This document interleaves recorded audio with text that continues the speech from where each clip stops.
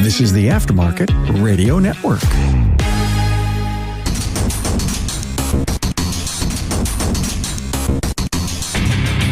Welcome, everyone, to yet another episode of Diagnosing the Aftermarket A to Z. I'm Matt Fanslow, and I'm going to talk about gaming. But first, let's hear a word from our sponsor, NAPA Autotech Training. Are you tired of searching for trained technicians? If so, let NAPA Autotech help you build a technician with their Build-A-Tech program, kind of like Build-A-Bear. These 3-day courses cover one of 4 individual topics: brakes, electrical, steering and suspension, or HVAC through a combination of classroom lecture, hands-on, and utilizing training mockups. Visit NAPAAutotech.com. Yeah, I said it, gaming. I don't think I'm technically a gamer. I mean, I guess I use a gaming laptop, but mainly I use that I got it for presenting at classes and running Picoscope, PowerPoint, internet, or searching the web for things, pulling up web pages during presentations, stuff like that, just multitasking. The computers I was using before were same computers I was using for scan tools, and I don't know, I just would get delays, and I'm very impatient. When I hit a button, I wanted to do something right away. So I ended up buying a gaming laptop. It's really Intel i7 processor, and yeah, the only games I've ever really played on it are Free Cell, and I think one day I broke down and played regular solitaire, and then it's Windows 10, and I got the pinball game that came with Windows, probably XP, maybe came before that, maybe it was on Vista. I got that going on there. That's really about it. Yeah. Otherwise, I don't have a gaming PC. Kids don't. But I do have a PlayStation 5. I suppose technically we have 3 of them. One is, honestly, it's kind of like our entertainment hub. I don't know that games get played on it. It's really what everything else we watch through it. Netflix, Prime, Max. No, it's Max. Keeps changing. It's almost like trying to keep track of Chrysler scan tools. It just keeps changing. Finally get an app. Finally seems like it's working. And but yeah, lately you've probably heard me reference it a couple times. I've been playing this game called Elden Ring. And if you're not a gamer, you're not into games, I hope you stick with it a little bit and hear me out. First things first, if you want to sound like you know what you're talking about, kids, friends are over, whatever, you find yourself in a spot where you got to talk to some kids that do like video games, tell them that you like Souls games, that you just like to die over and over and over. They'll know exactly what you're talking about. You won't have to really say much more other than you just, keep getting better. Keep working on getting good. Those are the terms that are used. It's all you need. You're well equipped now for a conversation. But yeah, lately I've been playing this game called Elden Ring. It's a Souls game. It's from a company called From Software. And they started out with, I think, Demon Souls, and we don't need a whole history of it, but they're notorious for difficulty. The games are hard. I don't know that there's even settings to go in and make it easier. They're just notoriously difficult. And the whole point really of them, and specifically Elden Ring, is you get killed, you learn from your mistakes, you keep learning like how you died, you start picking up movements or attack sequences that ended up being your demise. Should you be switching tactics? I was just running up and start wailing on this enemy if you want, NPC, or just an enemy, the bad guy, the whatever you're taking on, that maybe instead of just running up and starting to wail on it and just button mash, you're better off trying to ranged combat, stuff like that. The beginning of the game, literally, you build your character. There's people that spend, I don't know about hours, but close to an hour just building the character, distributing attribute points if they can, how it's going to look. I don't really get into that. I do spend a lot of time just staring at the attributes for different characters, how you're going to start, how you're going to play. There's certain players or characters, if you will, or builds. There's certain builds lend themselves better to melee combat. Others, of course, are more like wizards, casting spells. Others, just long range combat, maybe like an archer or like an archer. So I do spend some time that way. But other than that, it's hurry up and get into the game. And I'm kid you not, in Elden Ring, the very first thing you do is die. You have an opportunity to kind of go through a tutorial, learn some basics, how to attack, how to defend, very, very skeletal. The rest is learn as you go. And you run out of the gate, if you will, up to this big, big spider. And yes, some very, very accomplished players can defeat the spider, but that's not the point. The point is die. You're going to die. You're going to get beat up, whooped, your butt handed to you. And I think that's the biggest, most glaring lesson from the game. And maybe a lot of games, not just this one, but a lot of games, is don't give up. Get back up. Try again. Learn from your mistakes. Pay attention. Pay attention to what happened. Sometimes it was just bad luck or just bad timing, but sometimes it's just bad strategy. Like I said, you're running up to this boss, you're running up to this enemy, and everything else before you just ran up to and started mashing the buttons and you won and collected your experience, or in the case of Elden Ring runes, which is your experience points, your currency, everything. They keep it pretty simple that way and move on to the next thing.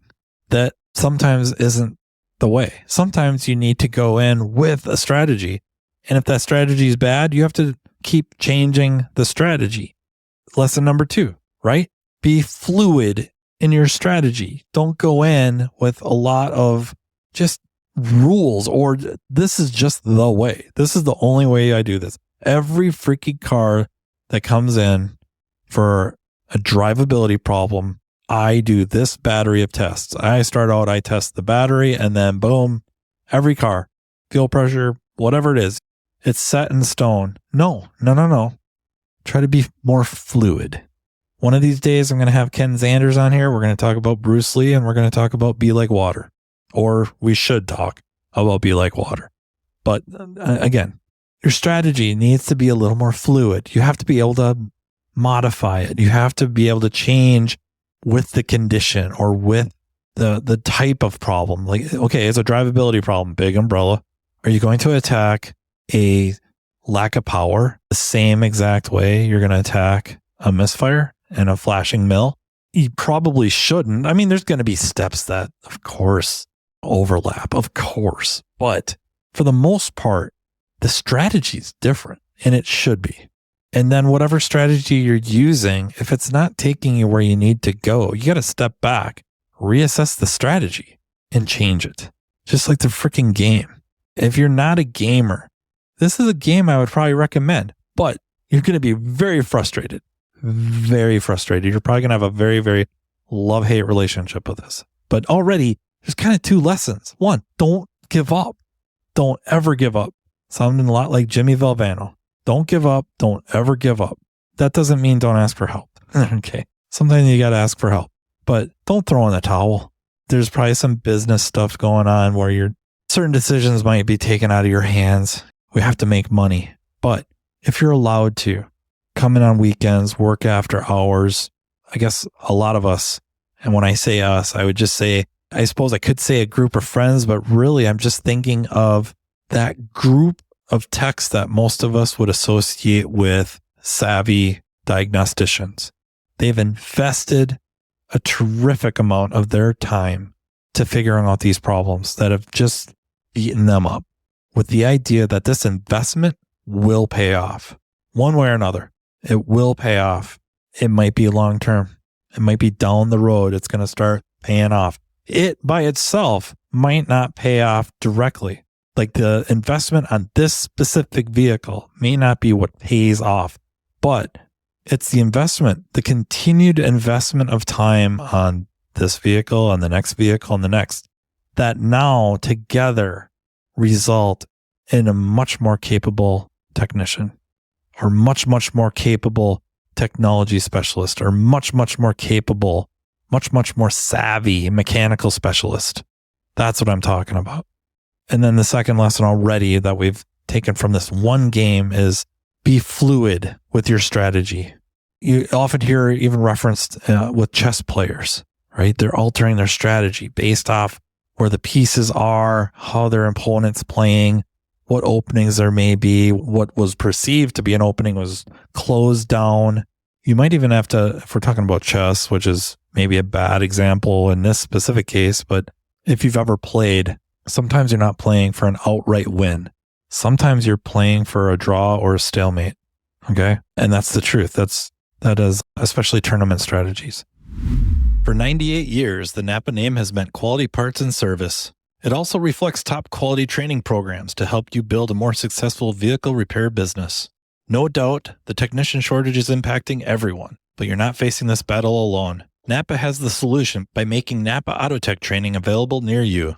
NAPA Autotech provides automotive aftermarket technicians career development opportunities through structured, disciplined, measured, and high-quality technical instruction, no matter the technician or service advisor's skill level. This instruction enhances understanding of vehicle systems, increases first-time repair capability, and overall customer satisfaction. It also prepares technicians to become ASE certified. It's a fact technicians who receive training to improve their knowledge and skills have a higher sense of job satisfaction. This reduces technician turnover and increases productivity, directly improving a shop's profitability. It is vital to the success of a shop's business that today's technicians are equipped to diagnose and repair today's complex vehicles. With our ever-changing technology, the technician's knowledge and skills need to be updated and refreshed on a regular basis. As you labor over the decision of whether to send your techs to get their skills sharpened, keep in mind, NAPA Autotech training is an investment, not an expense, and it's available to all. Much of NAPA Autotech's training is offered in more than one format to accommodate varieties of learning styles and training preferences so each person can maximize their learning. Whether you're more of a hands-on person or enjoy learning at your own pace, NAPA Autotech is here to provide you with the training you need in the format that works best for you. To learn more about what NAPA Autotech offers, contact napaautotech.com. Elden Ring, one of the things that make it really so great and different from most other games, I guess if we're going to describe Elden Ring, we could call it kind of a role-playing game. Okay? It is kind of set with fighters, wizards, stuff like that. The thing is like the competition, if you will, like a Final Fantasy type game, or even like the Grand Theft Auto types, the Red Dead Redemption type games, Witcher games, Fallout series games. It's usually directing you where to go. Okay. So there's some sort of indicator of where you need to go. What is the next task at hand? What's the main line of the game, the main story line of the game, if you will, the main path? And then what are the like sub games or side plots, stuff like that? You just kind of click on those and it will tell you where to go. There's none of that in Elden Ring. You are plopped into this, what seems like a fairly large world that just gets bigger and bigger and bigger with no direction whatsoever. You really have no idea what to do. So you start exploring. That's really the nature of it, exploring. And interestingly enough, it's so open world that very easily, even in a very nearby map area, you can run up against enemies that you will not be able to beat. They will destroy you. And the thing with Elden Ring is, and I guess I keep going on and on about it, but it is that good. It really is. When you die, you kind of lose everything. You lose your runes, your experience points. You have to try to run to that spot that you died and collect those back. If you don't, they're gone. They're gone. So it's a little bit of pressure sometimes. I guess where I'm going with that is why that seems important to me is sometimes we don't have a really good direction. You know what I mean? Sometimes the manufacturer does not provide really good service information to give you an idea what to do. Or even aftermarket. What would pop into my mind first is like parasitic drains, battery drains. A lot of manufacturers do not give us a really good direction on what to do for their car lines. We've learned through trial and error, going to training classes. I guess I've never really Googled it, but we're classes that we can either stream, if you will, or stuff we can look up online, like a YouTube video. scanner danner type videos, going to our online training resources like a NAPA Autotech training where maybe there is something, some program that will just give us a few good steps to take on parasitic drains to get us on the path we need to go. Or Facebook groups, of course, just outright asking for help, but just reading through what other people have done. I'm just not familiar off the cuff with a service information that gives you a really good path to drilling down a parasitic drain, be it just a bad component or worse, something like a switch going flaky that keeps waking up a module that wakes up a network. All right. You have to figure it out on the fly. You have to explore. You have to kind of embrace that a little bit, just like the game. And I do, like I adore games like Fallout, specifically Fallout 4 or The Witcher 3. I love those games. But to a point, sometimes they do seem relatively unchallenging. Like I don't have to figure it out. I just say what plot or what storyline I want to follow or sub-story, side quest. I click on it and a diamond shows up somewhere or some sort of an indicator on my map, which way I got to go. That's not real world all the time. We don't always have a flow chart that just takes us through all the steps we need to go through to get to the result. That's not real world. That doesn't happen all the time. Sometimes we're lucky, sometimes we have a book from a training class that does that, kind of serves as that direction we need step by step. Sometimes, a lot of times we got to put together that strategy ourselves. And in a game, like a Souls game, and specifically, I guess I'm just going to reference Elden Ring for the most part.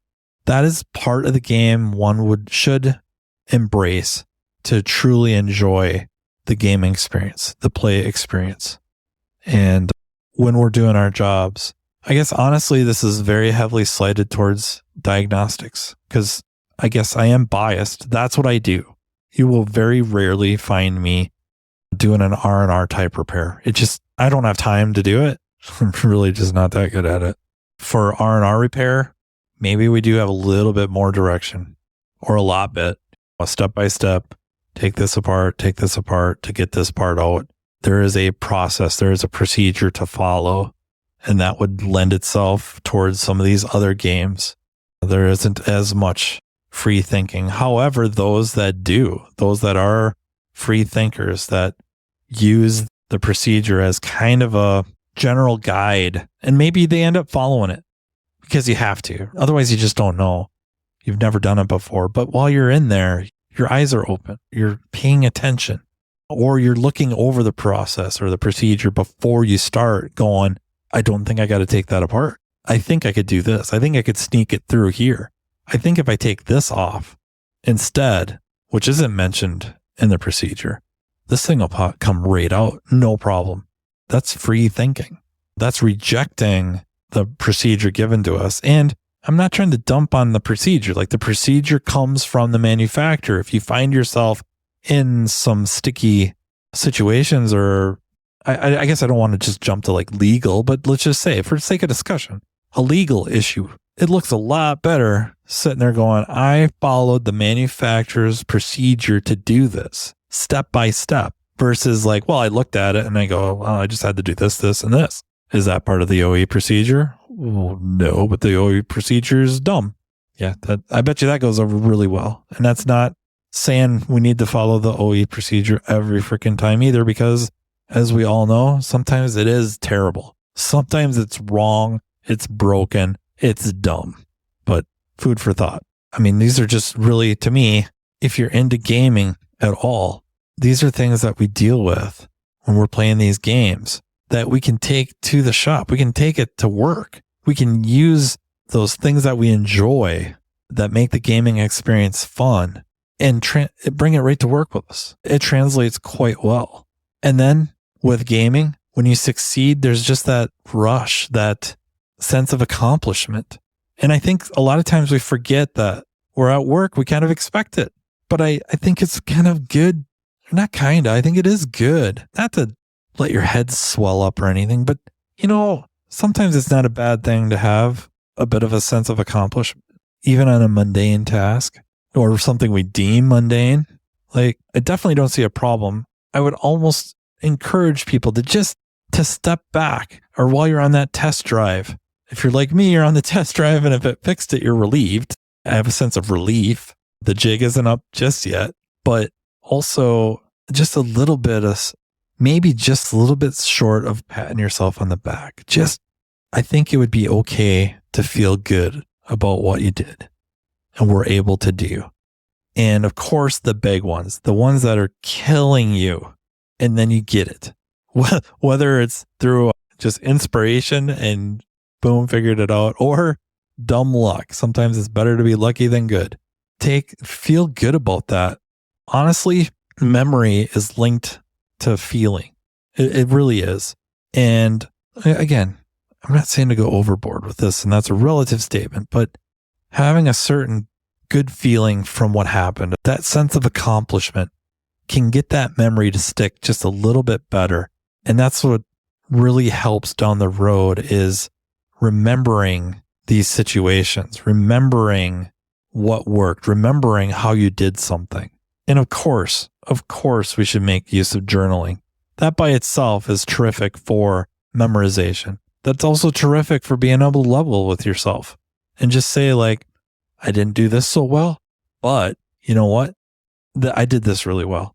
Like, I had a really good idea, or I had a really good conversation with somebody that gave me information that led to the repair, gave me information that led to shaving a lot of time off of this removal and replacement, anything like that. Over time, it just builds up into something very positive. So yeah, I just enjoy some success, just like you do from a video game. Sometimes you're relieved to finally defeat that boss or finish the game, and then have a little bit of a sense of accomplishment. And I think that's one thing with like Elden Ring, is being that it is so tough that you end up dying a lot. You go up against a boss of some sort, and it's just destroying you, and you're changing up strategies, and you just don't have a chance. That you try to go get your runes and then run away, get out of there, and work on leveling up. Go somewhere else and work on that and get better. I suppose the translation of that could be give up on this car and ship it. Maybe that is something that should happen. But then going and improving yourself so that if that vehicle comes back, or a vehicle similar to that comes back, you're going to be better. You're going to be better prepared.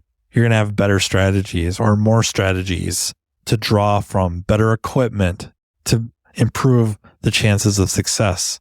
I think that is a great comparison, that sometimes we have to back away, go do some improvements. And sometimes it is just tooling up. Sometimes it's going to get better weapons, be it in the game, our arsenal of diagnostic equipment, our arsenal of just tools, special tools. I mean, that's real world. And sometimes we can do that within a couple of days. Just order it up, get the tool there, and get the job done. Sometimes it's not. Sometimes it's like, well, I'm not ready to be purchasing just yet. The shop is just not in a position yet to be able to justify that cost. We have other things we need to do, and that's life. That is business. It's what we got to do. But can we get to the point where it isn't so much like that anymore? Can we get the business to where we need this tool, order it up? Maybe there's almost an agreement with tools that are under X amount of dollars, whatever that is, $100, $500, $1,000, $5,000. There's an agreement that if it's under X amount of dollars, just freaking get it. You don't have to go through management, order the thing, get it there. If it's more expensive, then yeah, we got to talk to management, show them why we need it. And then hopefully the business is in a position where, yeah, let's get it. Let's do it. Let's open up this market. Let's go after more of this type of work, whatever that may be. Yeah, I hope those of you that don't play video games kind of see where I was going with that. And if you've thought about playing a video game, if you handle a lot of failure for those successes that don't come often enough, that you give Elden Ring a chance. It's been out now for, like 2 years. So the cost of it has dropped significantly. Give it a whirl. And those of you that do play video games regularly, I hope this speaks to you. And if there's any times where you're struggling at work, you listen to this going, I could take a lot of the enjoyment I have from gaming and apply it to my job. I think it works quite well. If it doesn't, please let me know. Please send me an email at mattfanslowpodcast@gmail.com. I'd love to hear your comments. You can message me, instant messenger. Yeah, if you have ideas for further shows or want to be on, again, please drop me a message. Yeah. Other than that, I would just like to take a second to thank our sponsor, NAPA Autotech Training and Umbrella, from which the Diagnosing the Aftermarket A to Z podcast kind of operates under, Aftermarket Radio Network, for letting me do this. Yeah, I hope you enjoyed it. And until next time, please take care. You've been listening to Matt Fanslow, Diagnosing the Aftermarket A to Z on the Aftermarket Radio Network. Follow Matt on your favorite listening app. He's very interested in what you have to say. Let him know what you'd like him to cover and come on the show. Matt is all for advancing the aftermarket. Find Matt Fanslow on social media and connect, or on aftermarketradionetwork.com.